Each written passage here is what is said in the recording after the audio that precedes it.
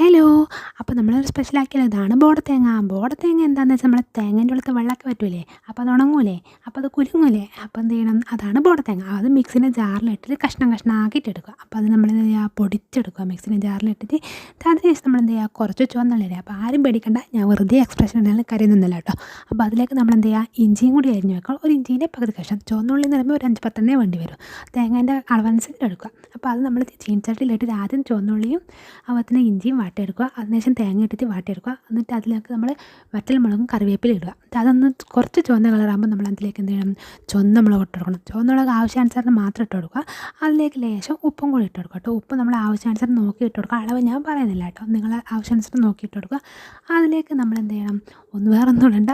പിന്നെ നമ്മൾ അതൊന്ന് നന്നായിട്ടൊരു ചുവന്ന കളറാകുന്നവരെ നന്നായിട്ട് ഇളക്കി കൊടുക്കുക. ചുവന്ന കളറായി കഴിഞ്ഞാൽ എന്ത് ചെയ്യണം, സ്റ്റൗ ഓഫ് ചെയ്യുക. എന്നിട്ട് ഇത് പുറത്തെടുത്ത് വെക്കുക. ഇതൊന്ന് തണിയുന്നവരെ കാത്ത് വെക്കുക. എന്നിട്ട് മിക്സി